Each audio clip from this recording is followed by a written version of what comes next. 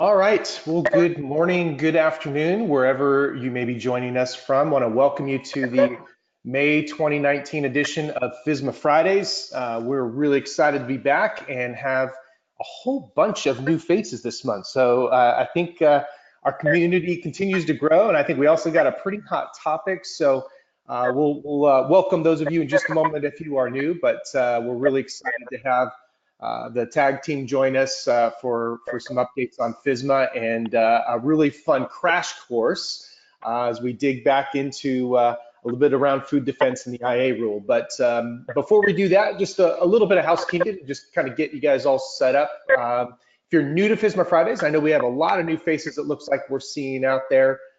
We actually have thousands of people registered for this, and we had hundreds of new folks just in this last month sign up, which is really exciting. So welcome. Thank you for being here.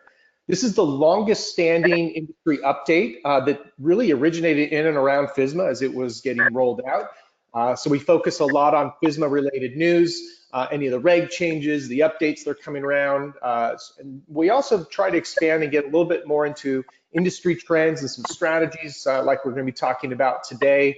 And obviously, one of the really great advantages here is we put this on with our partners over at the Atchison Group, and an opportunity not just to hear from some of the best in the business, but also get some live Q&A. So we want to encourage you, if you have questions, don't be afraid to share those with us. And again, as I mentioned, the Atchison Group has been obviously an integral part. You know, their expertise is really what's on display here each and every month, and we're really grateful to have them as our partner, not just in our business, but in putting on what we feel is a really important added value to our community here with FSMA Fridays. And it's fun. I know we just came out of trade show season. We get to meet a lot of you, and this is one of the most common things I hear as we reconnect with our friends and colleagues out there. So so glad to have you with us, and really grateful to have TAG continue to be a great partner. A little bit of housekeeping. So one is I was mentioning there, this is a really great opportunity to ask questions. So we put these on for you, meant to be very informal, so fire away. One of the great things that we do is if we can't get to them, we do have a LinkedIn group. We'll give you more information on that at the end, but you might punch that up while we're going through the session here. Join our FSMA Fridays group. We take anything we can't get to in terms of questions there online after the event here, but we'll do our best to get to as many as we can.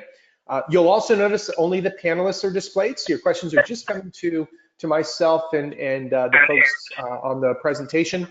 And then, as always, we do record these. We actually have a full library of these. You can go to our website at SafetyChain.com and access the entire library of literally all 5-6 years of these recordings from FSMA Fridays. If you're having any audio issues, you know, there's two ways to join. There's the web and the audio.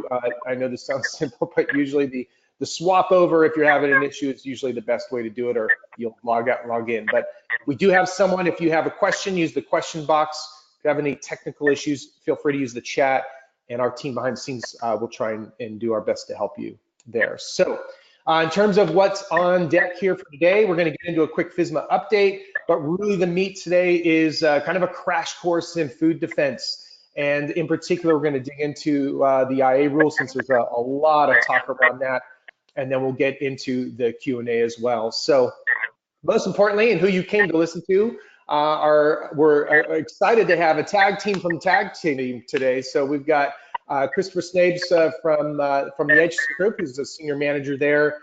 Got a ton of experience, over 17 years, backgrounds in microbiology and biology. But one of the great, I think, things that Chris will bring today is just the insight that he has. One of the very few, and Chris, you'll have to remind me, I think you're one of about 30 people in the world that's been authorized as a lead instructor for some of what you're going to share today around food defense. So we're really, really lucky to have Chris join us.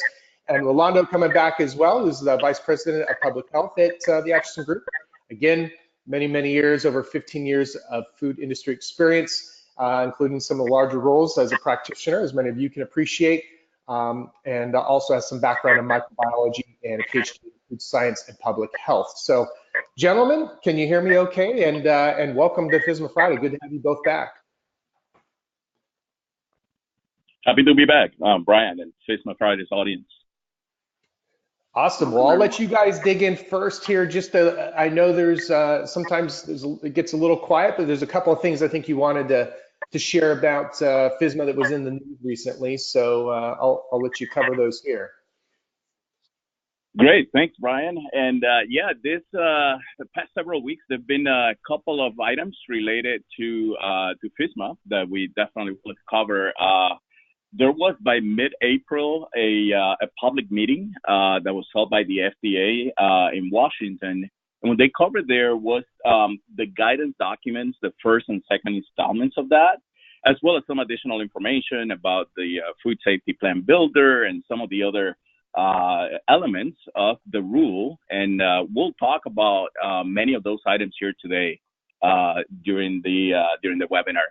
And then one other update was on a different program, the Voluntary Qualified Importer Program. And remember, this is that fee-based program that is available for expedited review and entry of human and animal foods into the U.S. This is available for participating importers.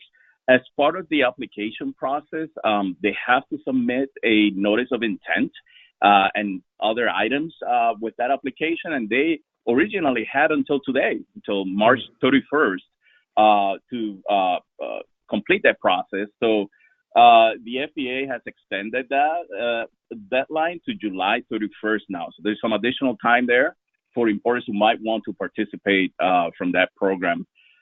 Then once that period closes by July 31st, and between then and October 1st, which is when those benefits starts for the importers, the agency, of course, will be reviewing applications and determining approvals and all that. So, So Brian, those were the two items that we wanted to bring as updates of recent, developments around FSMA. That's good. Yeah, the time related ones are always good to know. So thanks for the updates on some of those. So so this month we're going to mix things up in terms of digging into our FSMA focus, and food defense is continues to be a hot topic, as it should be. And what Chris and Rolando were kind enough to offer to do is put together a crash course, and they compiled a lot of really great content. So we're going to dig right into that, but also talk a little bit about the IA rule, because obviously there's some changes there this year. So with that, I'm going to turn it over to you guys, because I just really appreciate you putting together this little mini course for us. Excited to get to it. So let's get after it. Sounds good. Thanks, Brian. So we'll advance here to starting with some of the basics of the intentional adulteration rule. Let's recall that this rule, what it does is establishes what are those requirements that that companies need to implement and fulfill to make sure they prevent and significantly minimize acts intended to cause wide-scale public health harm. Okay, so the idea of food defense and the efforts that we put in place to prevent that from happening, those terrorist attacks to the food supply.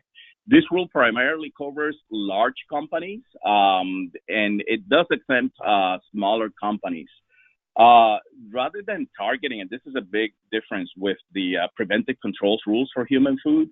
So rather than targeting specific foods or hazards, what it does is it requires that both domestic and foreign or international companies that are required to register with the FDA, for them to identify and implement mitigation or risk reduction strategies to address any significant vulnerabilities that they have identified in their processes. So that, that is pretty much the kind of the very high level summary of what the rule is about and who is covered. One additional point about who is covered is that any facilities that are required to register with FDA but were not do not fall or are not covered by the preventive controls rule are covered by the food defense or intentional adulteration rule. And on the screen we have some examples of that: so low acid canned food, seafood and juice HACCP, dietary supplements, and so forth. So that's important to keep that in mind. The key component and requirement here is for companies to have a food defense plan in place, and there is a deadline for that.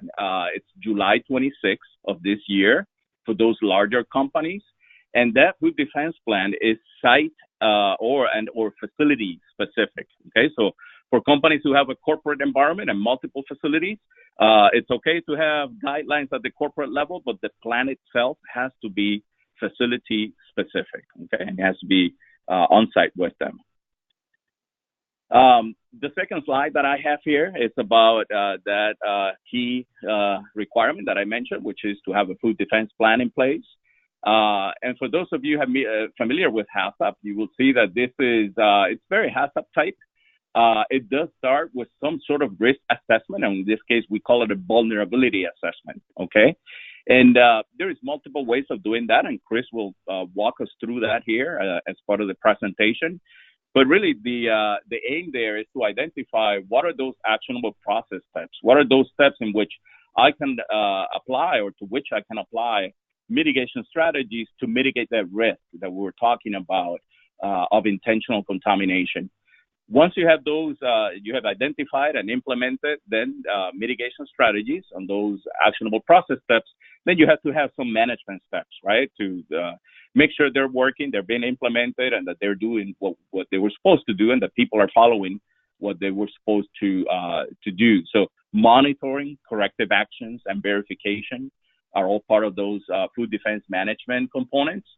And then just like for a food safety plan or even for a HACCP plan, there has to be a reanalysis with some frequency or often some triggers that might determine that you have to reanalyze your food defense plan.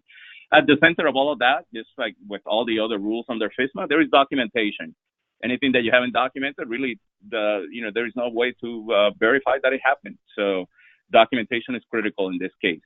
And one last item that I want to mention here is the training component, which is the second most important, I would say, requirement. And there's different levels of training. Chris, again, will walk us through that, but pretty much awareness and training, more specialized training for those in charge of drafting and implementing and verifying execution of the plan, which we call then FDQIs, or food defense qualified individuals.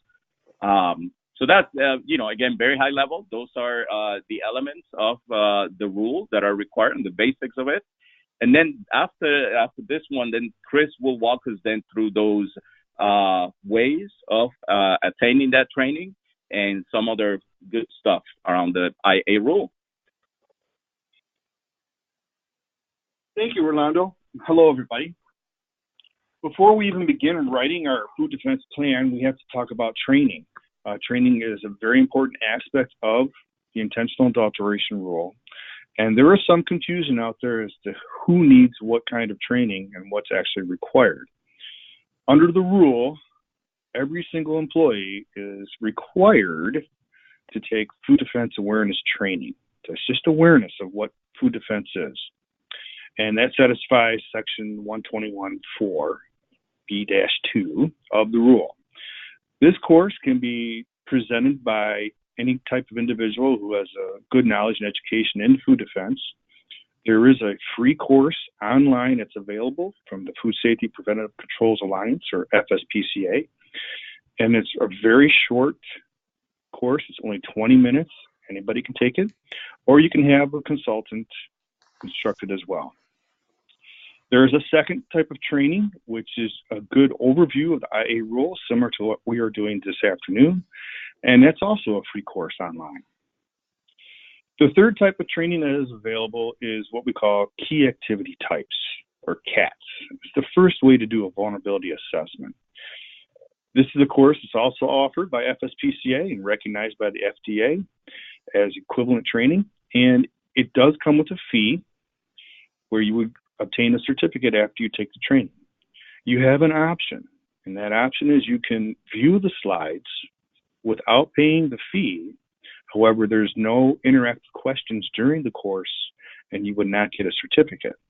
So there is a way to train yourself, so to speak, on how to recognize what a key activity type is. And I'm going to go over in a minute just exactly what those key activity types mean. Additional training is mitigation strategy. So once you've identified a key activity type and it's determined that it needs to be an actionable process step, you have to implement a mitigation strategy. What do you do to prevent an inside attacker from attacking that point of the process. This course is similar to the prior course. It is available online by FSPCA. It does come with a fee, or you can view the slides online without the interactive portion and not obtain a certificate. It's up to you to decide what would you like to do. The next type of training is actually conducting a vulnerability assessment using the 3-element type of assessment. This course can only be taught in person by a lead instructor. It is not available online, and it is not free. TAG, as Brian mentioned earlier, we have one instructor, myself, that is somebody who has completed the training to deliver the vulnerability assessment instruction. It does come with a certificate, and again, having the CAT training prior to taking the vulnerability assessment training is strongly, strongly encouraged. You can also establish training in becoming a food defense qualified individual without taking any of the FSPC courses, as long as you have some type of education and or any on-the-job training in the field, as long as it's documented. So there's flexibility in the role.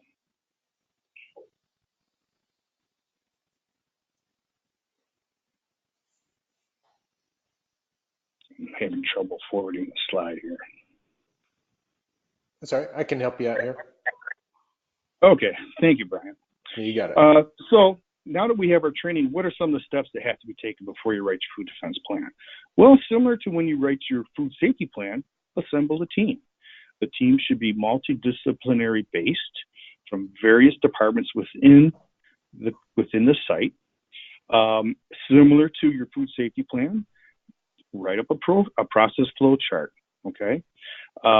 Once you have written a process flow chart, then also decide who on your team will have to be determined to be a food defense qualified individual to actually write the food defense plan. Not every single person in the site has to be a food defense qualified individual, but you should designate at least 2 people per site as best industry practice. Once you've done that, you need to conduct your initial vulnerability assessment using key activity types. So I've mentioned that several times, and you're probably asking yourself, what is a CAT? There are 4 types that are recognized by the FDA that are common throughout the food industry, food and beverage industry, that are considered an activity type where if an insider attacker wanted to attack, what would they be? And that's bulk liquid receiving and loading, liquid storage and handling, second ingredient handling, and any mixing and similar activities. Those are the 4 types of CATs. And if Brian, if you could advance the next slide, please. Yep, you bet. Thank you. Once you determine your CATs, it's time to start writing your food defense plan. FSMA and the intentional adulteration rule allows lots of flexibility, and there's actually 3 options in order to write your plan. The first option is basing it solely on the CATs that you've identified, okay? The nice thing about that, it's easy to do, it's very quick, and the FDA recognizes that as an acceptable method to identify an actionable process step. What are the cons to that? Each CAT that you identify will then default to be an actionable process step. That can be not detrimental, but it can add increased burden to the company if you have to spend additional capital to implement a mitigation step at that point.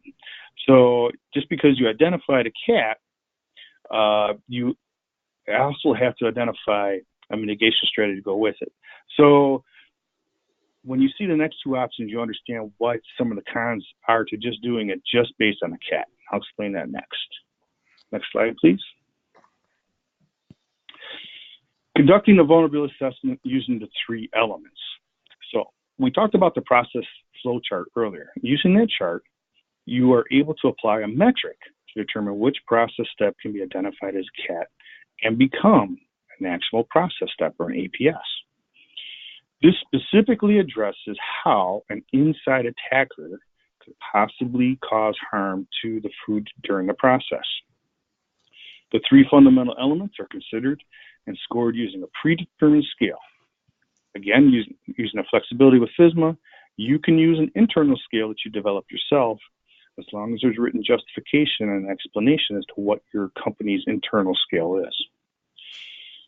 It allows you to assess each step in the process and determine if that step is a CAT that will become a potential accident process step. Next slide, please. So what are the three elements I mentioned earlier? Well, the three elements are criticality, accessibility, and vulnerability. And for those of you out there that are familiar with the Carver-Shocks formula, this is the CAV of Carver. Criticality, meaning what is the potential public health impact or the severity and scale if a contaminant was added at that step. That also has three options all by itself. You can consider the volume of food at risk, which can be very simple to very complex. You could use a representative contaminant, and that uses the FDA default dose multiplication factor, and that's 40 milligrams. That's a very simple method. Or you can do a contaminant-specific analysis, assess every known potential contaminant dose at each step. Now that's very complex because there's many, many different types of chemicals or biological agents or radiological agents that can be added. You'd have to consider every single one at each step. That method can be preferred by those companies that have in-house toxicologists, but it's a very long process. After you've done your element 1 analysis, you can then take a look at element 2, accessibility, meaning what is the degree of physical access to the product? Once you've done that, you can then do element 3, the vulnerability. What is the ability of an attacker to successfully contaminate the product? Each one of those elements, 1, 2, and 3, receives a numerical score based on your assessment. And using that score, you can determine what step an actual process step has to be implemented. Next slide, please. What are some of the pros and cons? Well, the pro is that the scale is predetermined by the FDA. It allows flexibility in using element 1. And when you use the representative contaminant approach, the FDA recognizes the default factor in element 140, which is very nice, and it's very thorough and eliminates inherent characteristics from becoming a CAT. One little comment about that default factor, the FDA has determined in conjunction with Homeland Security that based on many, many different types of contaminants that they've looked at, that 40 milligrams is the default factor to be used. What contaminants that they looked at is not going to be released to the public. However, they were able to come up with a very large database and determine that that is a very significant default factor to establish what we call low dose 50, or a dose that would kill half the population if they were exposed to it. What are some of the cons of the three elements? Well, you must have a detailed explanation of why or why it is not an actual process step based on your score. You must justify in writing if you use a different scoring scale. If you do that, the FDA will scrutinize your own dose factor if you use a contaminant-specific analysis in element 1. And you may not realize all potential modes of contamination that are currently classified by Homeland Security and the FDA, which could lead to potentially inadequate scores and an inadequate food defense plan. Next slide, please. The third option is the hybrid. And this is the very preferable option, and it uses the CATs that you identified, and then you apply the three elements to determine the metric to establish the APS. What are some of the pros? It's very easy to do. It's fairly quick to do. The FDA recognizes as acceptable, allows for thorough explanation to the FDA, your decision process. And it's excellent use to defend spending or not spending any capital investment that needs to be implemented for a mitigation strategy. So it's very, very beneficial. Some of the cons. It's very hard to do if you've not taken the IAVA instruction course. If you use contaminant-specific analysis for element 1, again, you may not realize all the potential modes of contamination that are currently classified by Homeland Security, which could then lead to an inadequate food defense plan. And next slide. Fernando? Okay, so there is a few more items that we want to bring to your attention today regarding the IA rule and some of the next steps here that are expected. One question that we get asked frequently is about the Food Defense Plan Builder, which is a tool that is available from the FDA and has been there for a good number of years at this point, version 1.0. The thing with that version is that it is not aligned with the IA rule. The agency has been working on a second version of it, though, which is expected to be fully aligned with the requirements of the IA rule. And it will help you then with making sure that the plan that you create using that tool is in closer alignment, let's say, with the expectations of the FDA.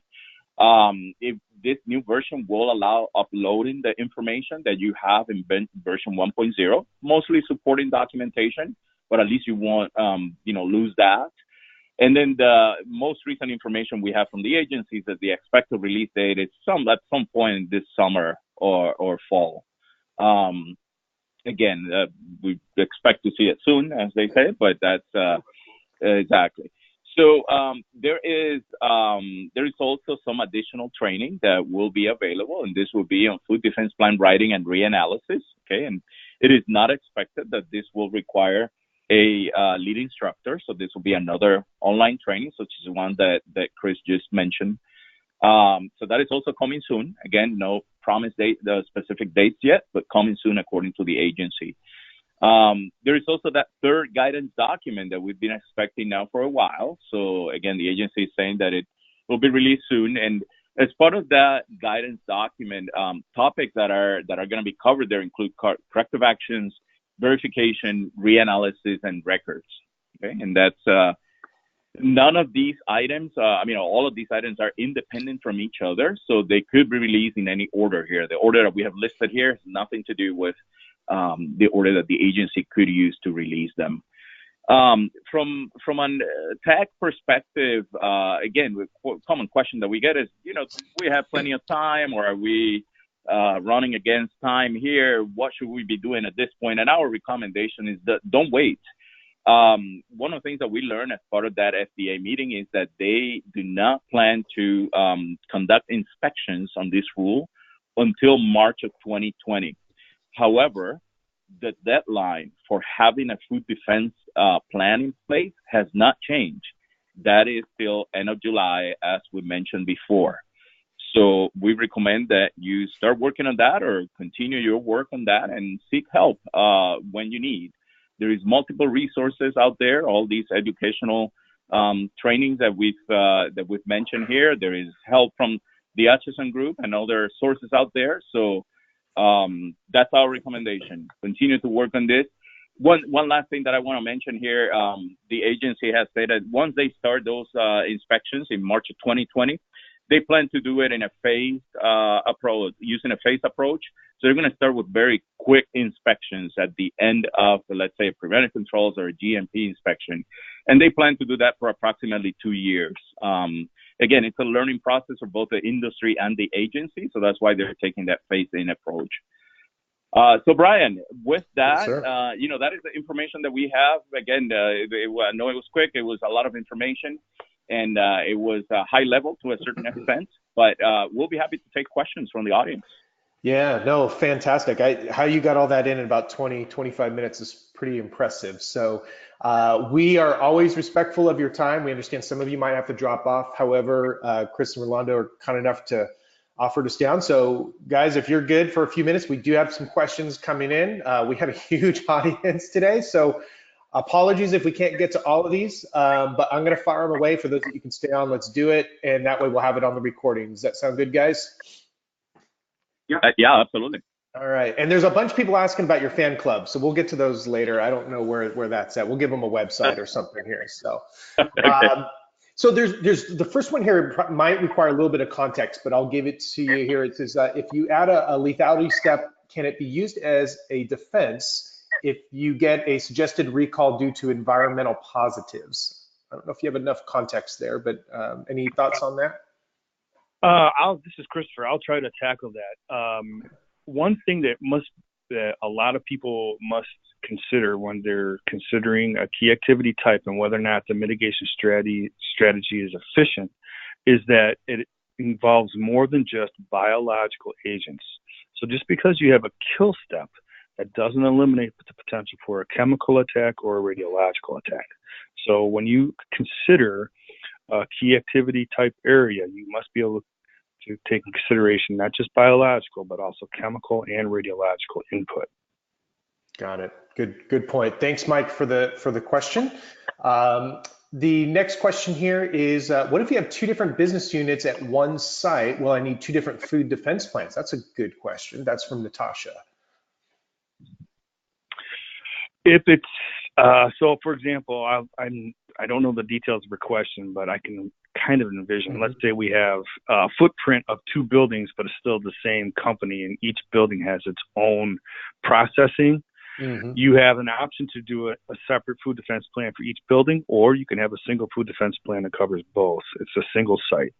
Okay, so they have the option there. That's good to know, and a common occurrence we see with our customers too. So that's a great question, Natasha. Hopefully I get this right. I think it's Yodi or Jody has a question about what qualifies as FDQI, and I think you covered that fair amount, Chris. But anything you want to add to that in terms of how that's qualified for that designation? So it depends on what that person is going to be doing in the food defense plan. So, for example, if somebody is assigned the duty to only identify key activity type, then they only need to have key activity type training or equivalency to become the food defense qualified individual for that step. If somebody is going to actually write the entire plan, it's highly recommended they take the vulnerability assessment training as well. Perfect. That would make them that would make them the FDQI for writing the plan. Great, good clarification. Thanks for the question, Jody. Jennifer, this is a good question. This comes up a lot. So what are the guidelines for determining whether you are a large, medium, or small business? I know it's one of your favorite questions, guys. The FDA has preset that. It's on their website. For the initial deadline that's coming up is for those facilities that have $10 million or more in sales and inventory. All right, perfect. Yep, that's on there. Jennifer, good question. Jason has a question. Oops, sorry, this slide, it's moving so quick. We're getting so many of them coming in here. So one says, great job. I had a question, Rolando. I'll try and go back to this one here real quick. He said he wanted to get clarification. He said 10 quick steps inspections for approximately 2 years. Just a quick question about that last bullet on your slide there, Rolando. So what is the question, Brian? So clarification of what the... Yeah, your last bullet says 10 quick step inspections for approximately 2 years. Just wanted to clarify what that meant. Oh, okay. Yeah. So when they start in March 2020, what they've said is that they do not plan to dig very deep into your food defense plan. So let's say do a complete inspection on food defense as they plan to do in subsequent years. This first 2 years, what they plan to do is maybe ask some very basic questions. Did you have a food defense plan in place? Does they have, the basic elements that we mentioned before, and so forth. So that's what it refers to being quick. And it's actually going to be the last part tag into, let's say, a PC inspection or a GMP visit from the FDA. So it's not going to be fully dedicated to food defense.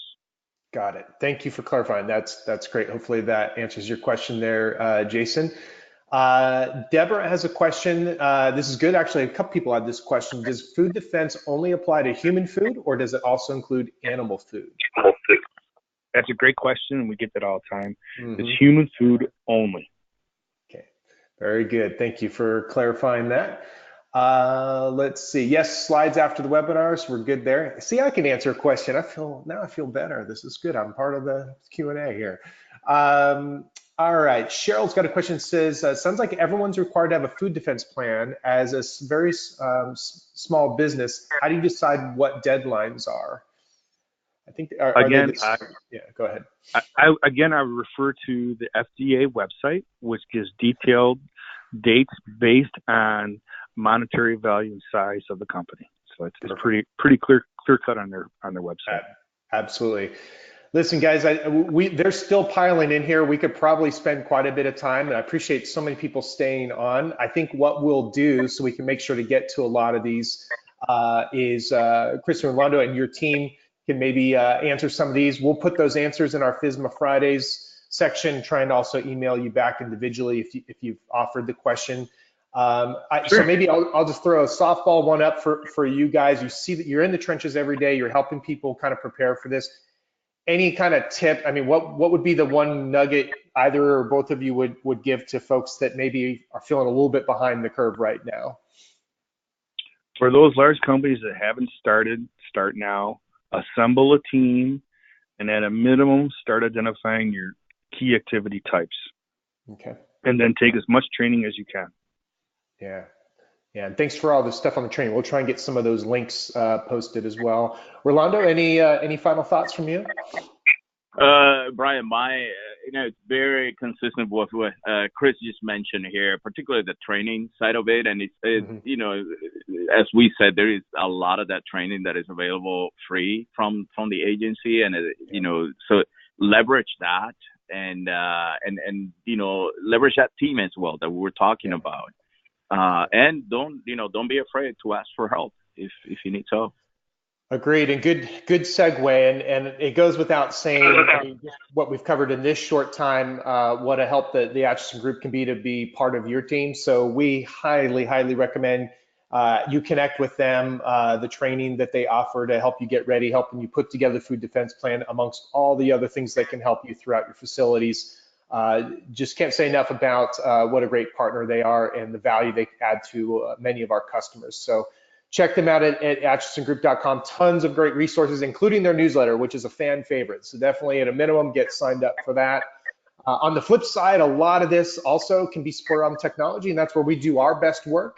We'll make all of this process faster and easier, and even automate audit processes and documentation that you do around these programs and defense plans. So we're up to some pretty fun stuff. I encourage you to check us out at SafetyChain.com. And as I mentioned, we have a FSMA Fridays LinkedIn group. So if you're not part of it, click over there now. Just click to join. We'll get you added in there so you can see some of the discussion offline after the presentation. And we will be back at the end of June 28th.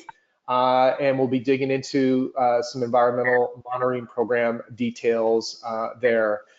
Last but not least, if you have not checked this out, this is really getting some steam, and we're starting to see some customers with some cool stories around this. We built something together with TAG around supplier risk. If you've joined FSMA Fridays in the past, you know that one of their mantras is one of your biggest areas of risk is always what's coming from your suppliers, and their proprietary method for identifying those risks and measuring those risks and scorecarding them.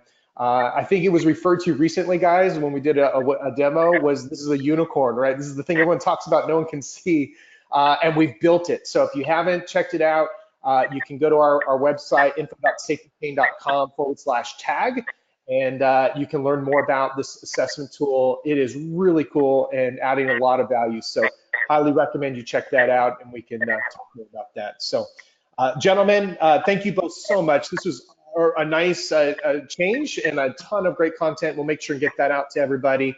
And for all the FSMA Friday fans, thank you. We appreciate you, and we'll get you all this great content out as soon as we can. So thanks, everybody. Have a wonderful weekend, and we'll see you next month.